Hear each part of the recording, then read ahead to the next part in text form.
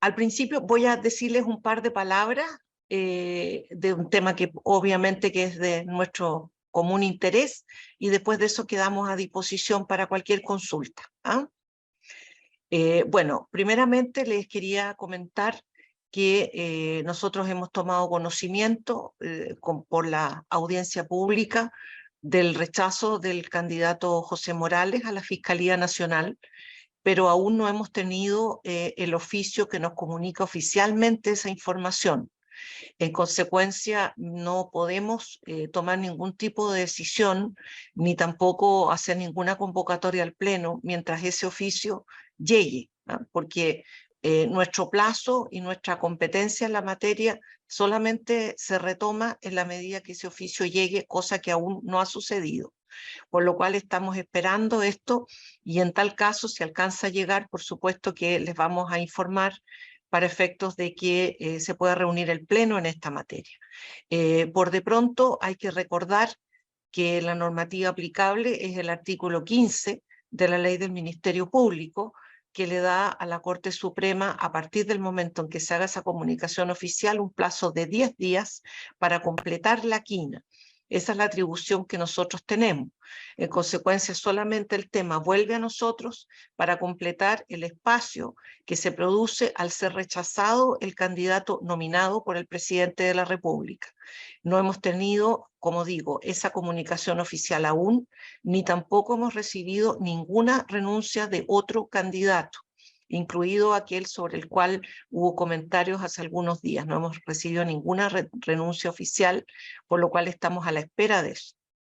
En consecuencia, llegando esa información, el Pleno va a conocer de la materia y va a fijar una fecha para efectos de que a la mayor brevedad posible se pueda entonces completar la quina de acuerdo a lo que constitucional y legalmente se establece, de modo tal que otra vez el proceso continúe y vaya esta nueva quina completada en el fondo, no una nueva quina en el sentido de que los miembros sean distintos, sino solo uno, otra vez a que el presidente de la República tome la decisión correspondiente. Dicho lo anterior, estamos a disposición de ustedes para cualquier consulta. Colegas, hay varios temas, pero si quiere, como la ministra habló sobre el fiscal nacional, les parece que dialoguemos sobre este tema en primer lugar. Bea Put y después Cata Batarse, por favor. Hola, ¿cómo está? Perdón que no muestre la cámara, es que voy moviéndome, pero le Bea, quería preguntar, ¿cómo está? Buen día. bien, muchas Le gracias. quería preguntar, ¿qué le parece que teniendo la mayor votación de la Corte Suprema se haya rechazado el nombre de José Morales? Porque ayer algunos decían que este era un tema político, algunos senadores decían que si la Corte Suprema había decidido esto y el gobierno había decidido esto, al Senado más bien le correspondía votarlo a favor. ¿Cómo lo ve usted que quien tenía la mayoría de los votos junto con otro candidato haya sido rechazado? Bueno, efectivamente, nosotros coincidimos que este es un tema político, ¿no?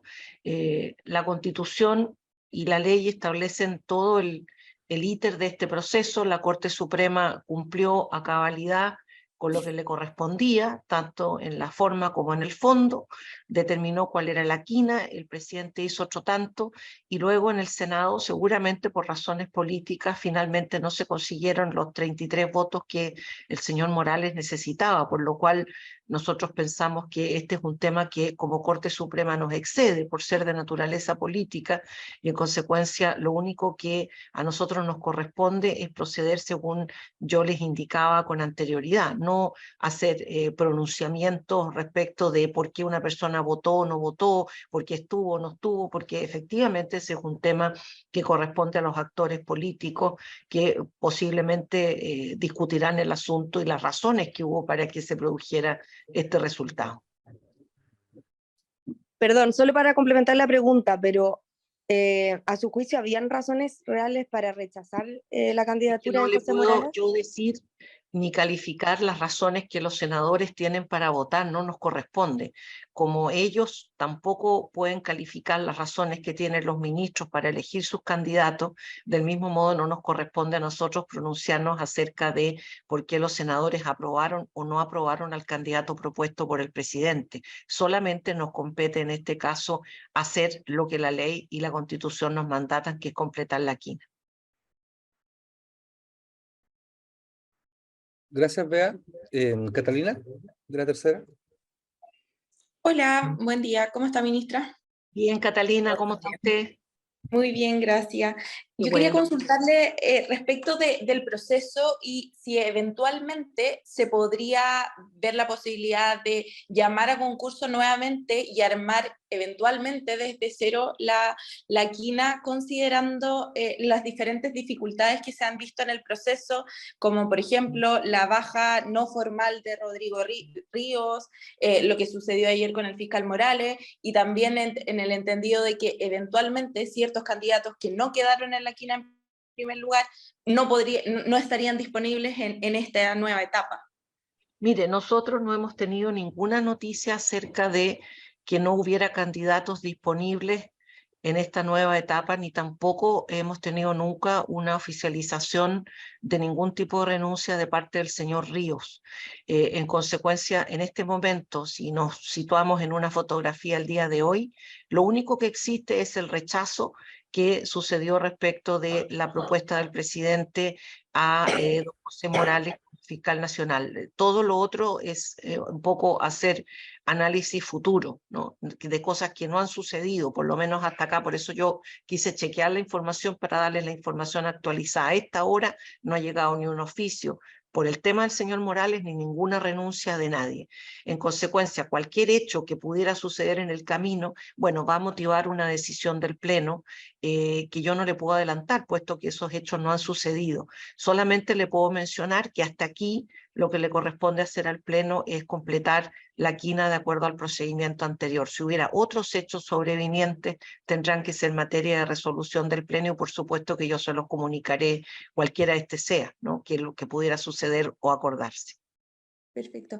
Adicionalmente quería consultarle respecto del precedente que sienta que por primera vez se rechace la propuesta del gobierno en torno a fiscal nacional. Yo entiendo que ustedes hicieron su parte en todo este proceso y así lo explicó, pero como señal quizás, ¿cómo ustedes lo toman? Bueno, como acabo de decir, estos son procesos que tienen muchos componentes, ¿no? El componente jurídico tiene que ver con el cumplimiento de los requisitos, como ya lo hemos mencionado, pero hay obviamente temas políticos, cómo se visualizó la materia por parte del Senado, una serie de elementos que nosotros no podemos sacar una conclusión sobre ellos porque en gran parte no conocemos, nosotros no sabemos la interna de este proceso y de ese punto de vista no sabemos qué motivaciones hubo y cuáles problemas pueden haber existido. Yo creo que esa es una evaluación que les corresponde hacer a los otros dos órganos que intervienen a continuación de nosotros. Nosotros no estamos dentro de una negociación ni estamos dentro de un tema político, solamente conformamos la quina. En consecuencia, creo que esa evaluación no le corresponde al Poder Judicial. Creo que, sin embargo, sí es importante que los órganos correspondientes la hagan para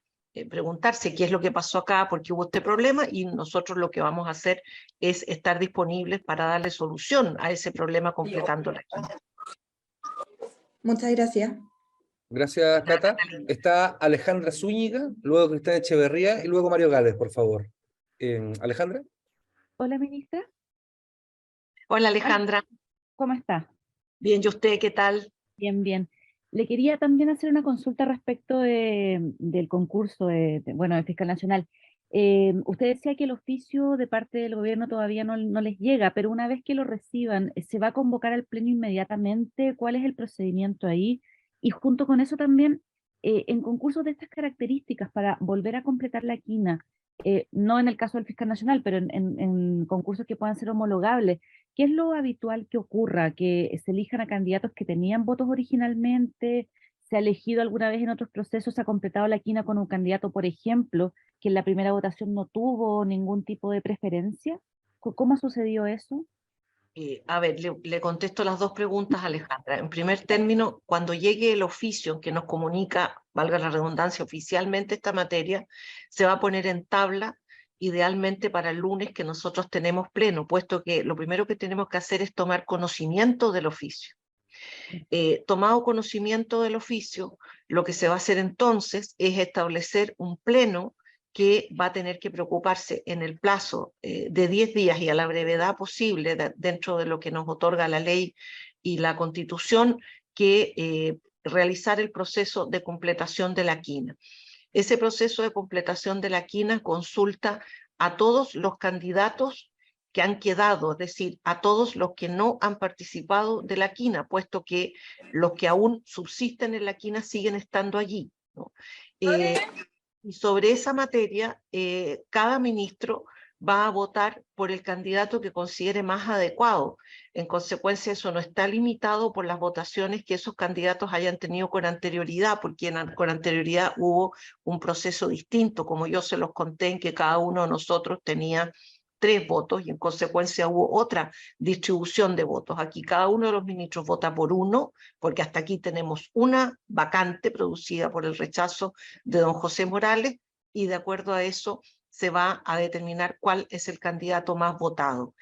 No hay límite en cuanto a que hay que votar por unos que tuvieron una votación A o B con anterioridad, y en general, de ese punto de vista, siempre que se ha tenido que completar una quina, se ha hecho con total libertad del punto de vista de la votación. Perfecto. Muchas gracias, ministra. Cantada, Alejandra. ¿Cristian Echeverría? Sí, iba en la misma línea, ministra, ¿cómo le va? Muy buenos días. Muy bien, Cristian, ¿cómo le va? De CNN. Oiga, entonces con ese argumento que usted está entregando, se descarta absolutamente lo que se rumoreó en un momento, la posibilidad de sorteo entre las 3 candidatas que quedaban con 3 o 2 votos en ese instante. Es decir, todos los candidatos que postularon preliminarmente, es decir, los 17 candidatos, se descartan los 4, se descarta Morales y los otros 4. De ese resto se elige el número 5 para completar la quina. Se descarta, por consiguiente, el sorteo o la monedita al aire entre Fernández, la monedita al aire, Cristian, junto con saludarlo, solamente se podría producir si, habiendo empate entre los candidatos votados ahora, al no haber regla legal, pudiera utilizarse el sorteo para determinar finalmente cuál es el que completa la quina, pero no se aplica respecto de los puntajes anteriores, porque como le digo, para estos efectos, esos puntajes son un antecedente, no son mandatorios. Cada uno puede votar por quien estime del caso, que puede ser por las personas que tuvieron A o B votación o por una persona que tuvo otra. No hay una determinación obligatoria, ni tampoco se rellena la quina por sorteo. Gracias. Colegas, ¿alguna pregunta más sobre el tema del fiscal nacional? Yo, perdón, ¿Quién? Beatriz Loreto. Aput. Vea, perdón. Sí, sobre fiscal nacional, es que la ministra dijo que Ríos aún no hace formal su renuncia. En ese caso, ¿el presidente va a seguir teniendo solamente 4 opciones para elegir? O sea, nosotros no podemos aventurar qué es lo que pasa respecto del señor Ríos. No, es una cosa que es mejor que se lo pregunten directamente a él. Nosotros completamos el vacío que exista, como hasta ahora el único vacío es el que yo les mencioné. El señor Ríos va a seguir estando en la quina salvo que él renuncie, pero eso hasta ahora no se ha producido. Disculpen, tengo una pregunta. A mí me quedó una duda por fiscalía. ¿Bárbara? Sí, Y no sé ministra, y alguien tomó la palabra, pero no pude ver quién era, para que lo haga después. Pablo Basadre. Pablo Basadre, ya. Hola, Bárbara y después ministra, Pablo. ¿cómo está? Me quedó Hola Bárbara, ¿cómo le va? Bien, ¿y a usted? Bien, gracias. Mire, me quedó solo una duda con el tema de estas 4 personas que quedan disponibles. ¿Ellos tienen un plazo para poder renunciar a este cupo de la quina? No está previsto, no hay ninguna regulación sobre renuncias de los miembros remanentes de la quina. En consecuencia, podría pasar que alguno renunciara antes de que nosotros completemos, o incluso podría suceder que alguien renuncie después. O sea, aquí hay un tema que no es manejable, digamos. No hay un espacio donde diga durante este periodo se podrá renunciar o no se podrá renunciar. Por ahora, como le digo, lo oficial es solamente este tema, y si alguien más renuncia, bueno, se agrega entonces otra situación que nosotros en este momento no podemos prever, pero no hay un espacio así calendarizado, digamos así, donde y en este tiempo se podrá renunciar. Es un tema que está poco desarrollado en la ley, ¿no? Entonces, lo que tenemos es solamente lo que hay en la ley del Ministerio Público, incluso la Constitución es más breve de ese punto de vista. Pablo. Hola, ministra, buenos días a todos. ¿Cómo está Pablo? Bien, acá Pablo Basadre de la segunda. Le quería hacer una consulta bien puntual respecto al trabajo del Ministerio de Justicia y la coordinación que hay con la Corte Suprema. En el proceso que acabamos de ver, quería saber si el gobierno, a través de la ministra Marcelo Ríos, sociabilizó con usted un nombre de interés que tenían respecto a los 17 candidatos No, que se presentaron originalmente. Jamás. Nosotros nunca hemos tenido una reunión o una comunicación en esa materia. No tenemos idea de cuáles eran los favoritos del gobierno o qué pensó el gobierno sobre esto. Nosotros nos limitamos a conformar la quina y mandarla como corresponde, y cualquier decisión política que se haya tomado después no fue consensuada con nosotros, ni conversada, ni bajo ningún concepto acordada con nosotros. No hemos tenido ninguna participación en la decisión que se tomó, la nominación y en el destino de esa nominación. Disculpe, solamente para complementar, que más allá de que de lo tajante de su respuesta, que lo entiendo, me refiero yo a que una de las críticas que recibió el gobierno desde el Parlamento es que el Ejecutivo no había transmitido con claridad cuál era el nombre o el candidato que tenía algún favoritismo o algún interés de parte del gobierno hacia la Corte Suprema, que podría haber evitado a lo mejor una serie de cosas que vimos durante el Es que proceso. Pablo no corresponde, porque el inicio del proceso es nuestro. La intervención del gobierno es después que se forma la quina de la Corte Suprema. Entonces la intervención del gobierno no puede ser previa a que nosotros formemos la quina, porque eso significaría que el orden de los factores se altera, ¿no? El orden de los factores es que la Corte Suprema es la que designa la quina de acuerdo a quienes se presentan como candidatos. Nosotros no tenemos intervención en quienes postulan, no podemos salir tampoco a buscar postulantes, ni tampoco podemos empezar a acordar con el gobierno, mire qué bueno sería que usted mande a tal persona, recomiéndele que sea candidato. Eso no existe como posibilidad. Los que se presentan y se inscriben, esos son los candidatos. De acuerdo a esos candidatos y a sus exposiciones se vota, y esa quina es la que se envía al gobierno, y en consecuencia el gobierno empieza a actuar cuando esa quina le llega. No corresponde que actúe antes. Y en consecuencia los candidatos que le pueden haber gustado más al gobierno o no, o al revés, los que nos podrían gustar más a nosotros o no, no son tema, porque cada proceso tiene una etapa que se cierra, y en consecuencia nuestra participación es una que se cierra ahí, y solamente ahora volvemos a tenerla por este impasse, ¿no es cierto?, que sucedió desde el punto de vista del rechazo de don José Morales. No es un tema que se converse, nosotros no podemos actuar como un órgano político que negocia, ¿no? Por supuesto que negociaciones se producen en un seno distinto y en una entidad diferente, no en el Poder Judicial. Ok, muchas gracias, ministro. Encantado. Gracias, Pablo. Mario Antonio tenía una pregunta sobre este tema.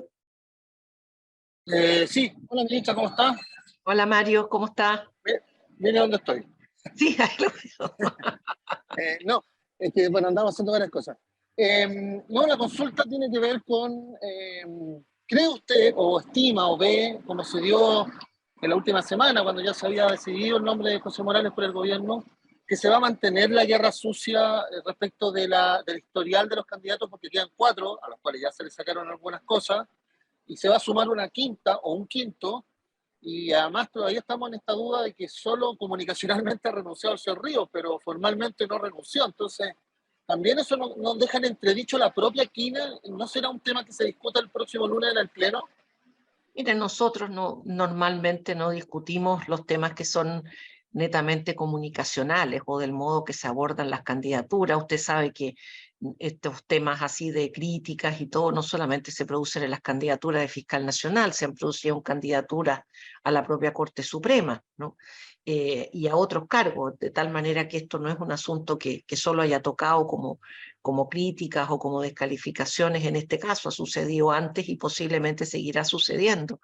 Así que en eso nosotros no nos pronunciamos, tenemos una opinión personal cada uno, pero no nos pronunciamos, sino que hacemos el trabajo que nos compete. Es muy posible que haya alguna otra crítica del que venga o de los que están, pero eso nosotros no podemos incidir sobre esa materia y en consecuencia hacemos nuestra parte del trabajo y será la opinión pública la que tenga que hacer sus evaluaciones sobre el modo en que este tema se ha abordado. Claro, pero ¿no teme usted que se mantenga esta guerrilla de lo que hizo, lo que no hizo, lo que dijo, lo que no dijo? Porque además algunos, bueno, el señor Morales ha hecho varios documentos desmintiendo varias cosas que no sé si se desmintieron en definitiva por lo que escuchamos ayer por los senadores. Mire, la verdad es que el tema tiene una serie de complejidades, ¿no es cierto? Muchas veces hay acusaciones que importan demostrar conductas negativas, que a veces son bastante difíciles, ¿no? Pero evidentemente que nosotros en eso no podemos intervenir. Ojalá que este proceso fuera lo más armonioso posible y que en consecuencia la estimación se hiciera lo más objetivamente posible, pero es evidente que en estas cosas hay intereses, pasiones humanas, discusiones, etcétera, y en consecuencia esto se mezclan unas cosas con las otras, pero nosotros como Poder Judicial es igual que cuando fallamos sabemos que hay un trasfondo de un montón de temas en los casos, pero nosotros no podemos fallar de acuerdo a esos trasfondos, del punto de vista de la discusión o guerrilla informativa, tampoco podemos pronunciarnos, si bien obviamente nos damos cuenta de que existe. Sobre un fallo que salió reciencito le pregunto después. Está bien. Colegas, ¿alguna consulta más sobre el tema fiscal nacional? Parece que no. Ya. Por el tema de ISAPRE está Bárbara Miranda, después Loreto Scheffer, por favor. Ministra, bueno, primero pedirle si nos podría explicar el fallo en palabras muy simples y desde cuándo se va a aplicar para el usuario. Mire, nosotros lo que hemos hecho con temas que son de especial relevancia es que hemos procurado en la tercera sala, que es la que conoce de los recursos de protección, tratar de deliberar para llegar a lo que podríamos llamar acuerdos marco, ¿no? Sobre temas, como les decía yo, de especial relevancia que se están discutiendo repetidamente, ¿no? Como ustedes lo saben, ya tuvimos fallos en el tema ISAPRES a propósito de los aumentos de planes y de qué ajustado estaba esto a la acreditación de antecedentes que se hizo.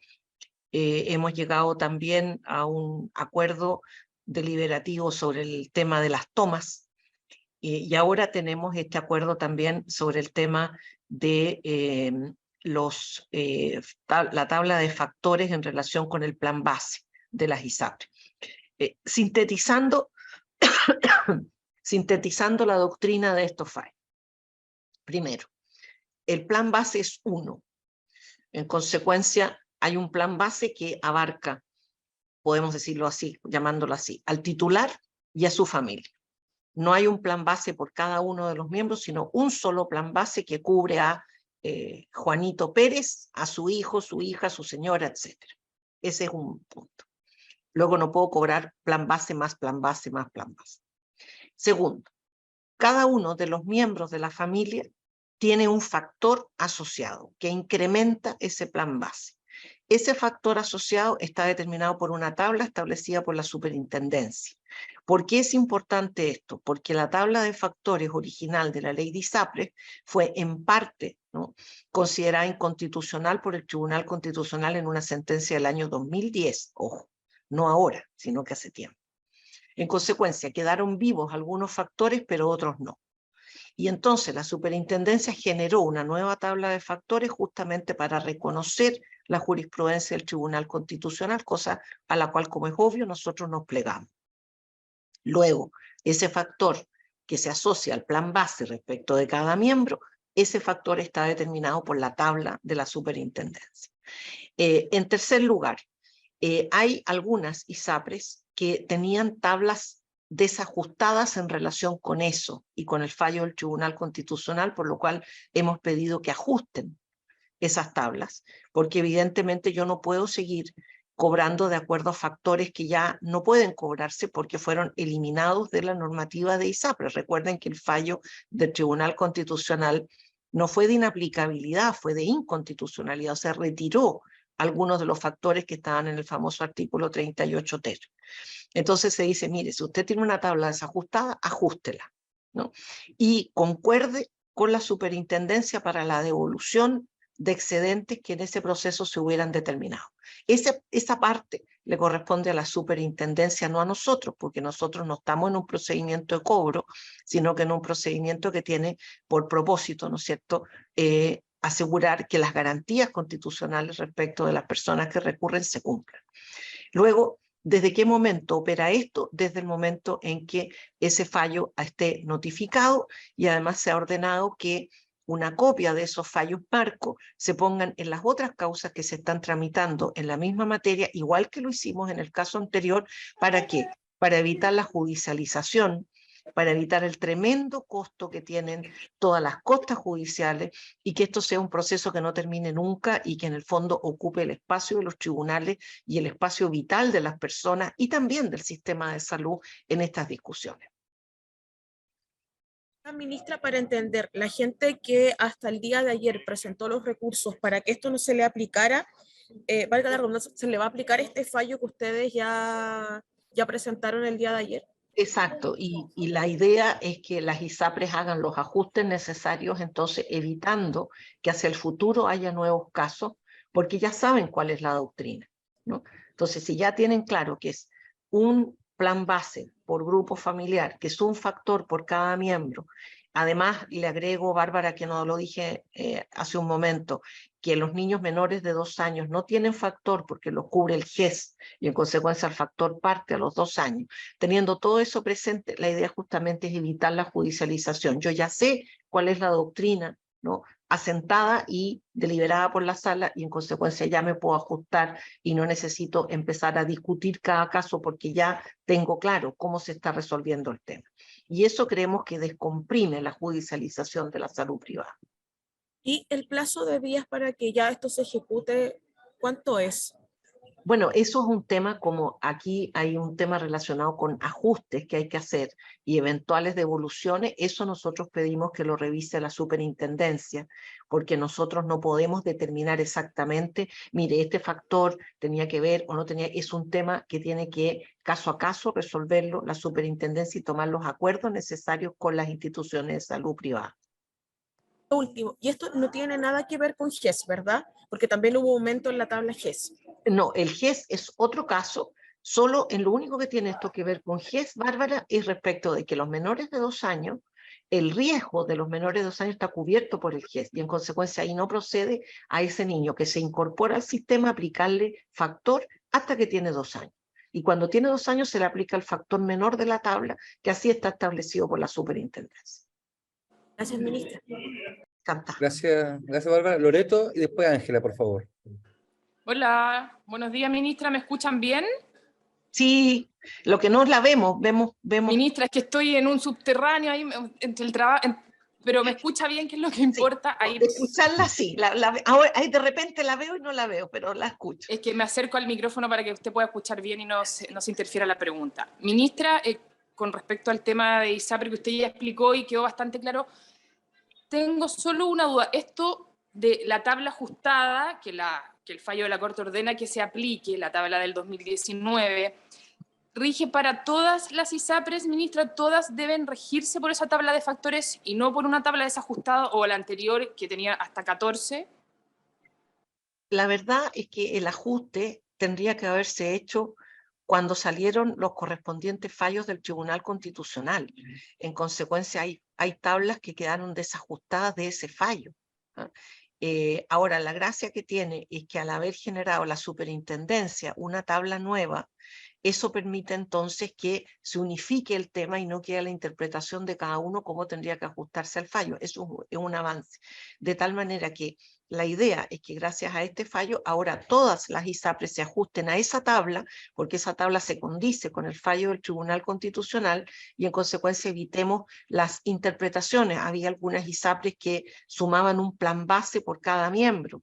Otros sumaban un plan base con factores de una tabla antigua, etc.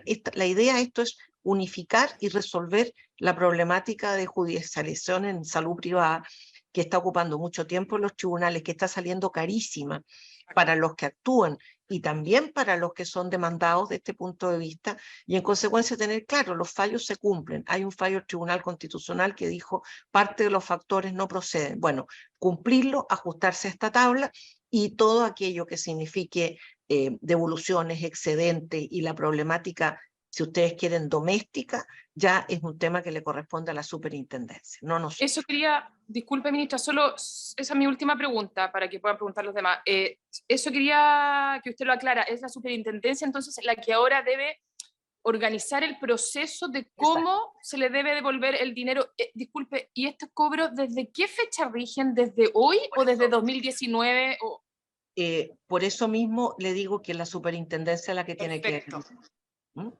¿Y tiene 6 meses de plazo para eso?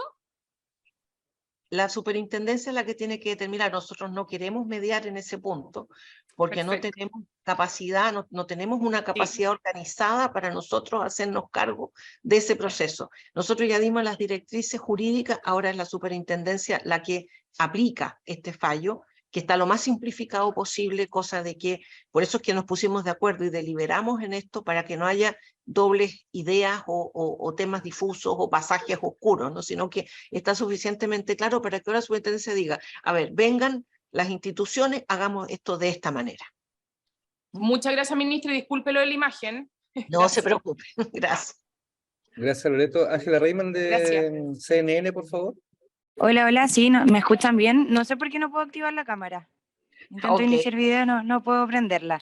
¿Qué tal, ministra? Muy buenos días. Muy bien, gracias. Ministra, también bajo el contexto de los ajustes de las tablas y también del plazo que se extendió para objetar, para que los clientes puedan objetar el alza de precios GESE de las ISAPRES. Esta tabla también va de la mano con este tipo de alzas. ¿Es necesario que las personas vuelvan o las personas que no se opusieron a esta alza tengan que hacerlo en este periodo de tiempo? ¿O finalmente este ajuste va para todos los clientes independientes de si objetan o no a esta alza de precios? El tema se inicia con las objeciones que hacen los afiliados de las ISAPRES, pero el sentido del fallo es que se fije una posición jurisprudencial que permita que esto se ajuste sin necesidad de acudir a la justicia. Si, sin embargo, ¿no es cierto?, algún caso siguiera o permaneciera con esa misma situación, ¿no es cierto?, de cobros que no proceden o de enredos de los factores, etcétera, posiblemente se tendrá que judicializar y se hará valer la misma doctrina, pero la idea es evitar esta judicialización permanente y establecer entonces un punto que podríamos llamar un breakpoint. Esto es lo que se ha resuelto. Por favor, ahora que se ajuste no solamente para los que reclamaron, sino para todos los afiliados. Por eso es que ahí es importante la mediación de la superintendencia para determinar los cómo, los cuándo, y que esto sea lo más claro posible y con los tiempos necesarios, sin duda. Por último, ministra, únicamente, ¿la superintendencia tiene algún tipo de plazo como entidad para entregar estas respuestas a los clientes, por supuesto? La superintendencia tiene el mandato nuestro que a la brevedad establezca las formas en que esto se va a realizar. En consecuencia, evidentemente que el proceso lo tendrá que determinar ella. Perfecto, ministra, muchas gracias. Encantada. Colegas, ¿alguna pregunta más sobre el tema ISAPRES? ¿No? Sí, yo. Mario, está en otro lugar ahora. Sí, que soy mágico. Soy mágico. Así somos los reporteros radiales, para que usted vea. ¿Qué lugares son? Ministra, ¿no? Usted ha enfatizado en varias respuestas el tema de que una vez por todas se zanje o se quede claro este marco jurídico normativo para la ISAPRE. Lo más seguro es que escuchemos de parte de ellos que esta orden a devolver algunos costos puede generar una crisis de la que ellos denominan industria. ¿Eso también se tomó en consideración o más bien ya esto era ponerle el cascabel al gato de algo que veníamos hablando hace harto tiempo y solo se acumulaban más recursos de protección en las costas? Mira, como yo les he dicho varias veces, a nosotros no nos es ajeno, ¿no?, que toda industria puede tener una serie de problemas y dificultades, pero que por otro lado los casos se resuelven en derecho y no de acuerdo a situaciones que tienen que ver con la economía o con los costos de la industria, porque ese tema a nosotros no nos corresponde. Nosotros no podemos fallar de acuerdo a si un negocio es floreciente o no lo es, ¿no? O está más complicado o no lo está, porque eso significaría que los fallos se ajustarían a los declives o a los vaivenes económicos, y eso no puede pasar. De tal manera que sabemos que esto tiene impactos económicos, pero estamos súper claros de que también la judicialización extrema, tiene impactos notables en el país, para los afiliados, para las mismas ISAPRE y para el sistema de justicia. Nosotros estamos despachando a veces 4.000 y tantas causas en una semana, ¿no?, en esta materia, y en consecuencia lo que estamos buscando es tratar de armonizar lo más posible la facilidad para que estos temas se resuelvan, una claridad del punto de vista conceptual, fijando una doctrina, y que en consecuencia el sistema sea capaz de resolver su propia problemática. Pero nosotros no podemos estar dependiendo de las situaciones económicas de cada industria. Esa parte es algo que le corresponde a la autoridad sectorial, a las políticas públicas, y por supuesto no es un tema que a nosotros nos compete, pero sí tratar de alivianar esta judicialización extrema que está complicando muchísimo a las personas, a las instituciones y, por qué no decirlo, también a los tribunales. Muchas gracias, ministra. Gracias a ti, Mario. Alejandra Zúñiga tenía preguntas por otro tema. Sí, ministra. Sí. Le quería hacer una consulta respecto de la sanción que el Tribunal de Honor del Gremio de los Jueces le estableció al juez Urrutia. Quería saber la opinión en el fondo, si es que hay alguna opinión o alguna evaluación respecto de esta sanción, de lo que se califica ahí, y también saber si tienen algún avance respecto de los sumarios al mismo juez Urrutia y al ministro Ulloa. Mire, tengo entendido que la causa del ministro Ulloa ya terminó. Ya. No tengo la sentencia, pero entiendo que terminó esa causa. Así que ahí pueden ustedes pedirla directamente en la Corte de Apelaciones, porque esa entiendo que terminó. Respecto de la causa del señor Urrutia, en la Corte ignoro si ha terminado, me parece que no ha terminado todavía. Y respecto de la sentencia gremial, bueno, creo que las asociaciones gremiales y en general los cuerpos intermedios tienen autonomía, y en consecuencia a nosotros no nos corresponde pronunciarnos sobre eso. Se ha resuelto por una entidad, ¿no es cierto?, gremial, de acuerdo a los propios estatutos de la asociación, y en consecuencia no cabe otra cosa que respetar esa decisión, respetarla por parte de la Corte Suprema, por supuesto, y obviamente que verá el afectado si decide ir por alguna vía recursiva, pero no nos corresponde más que eso. Perfecto. Y tengo también otra pregunta sobre otro tema. Respecto del recurso de protección, en el fondo, el fallo de la Corte Suprema sobre la toma del terreno en Viña del Mar, que se ordenó el desalojo dentro de 6 meses y se hace una crítica a la poca actividad de la autoridad con pocos resultados. Pero hay algunos especialistas, por ejemplo, también hoy día se publicó una carta del director de estudios del Observatorio Judicial, José Miguel Aldunate, donde afirma que lo más engorroso de este tipo de proceso, la mayor dilación, está en el tema de la orden judicial para el desalojo.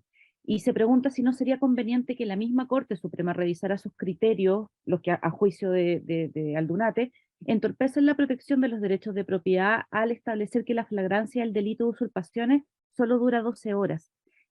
¿Cómo se podría hacer más efectivo ese proceso, o qué opina respecto de esa evaluación que hace José Miguel Aldunate?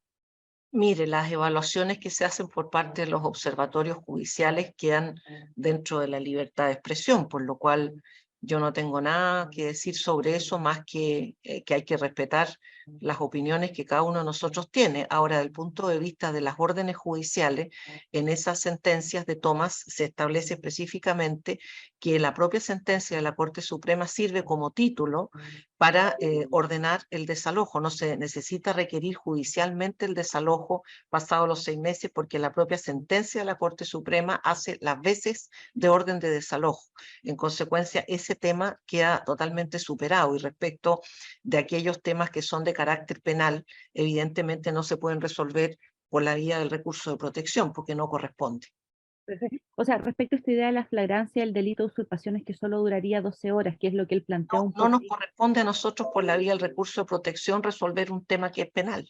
Ya, perfecto. O sea, no es un criterio de la Corte Suprema como se señala de alguna manera en la carta.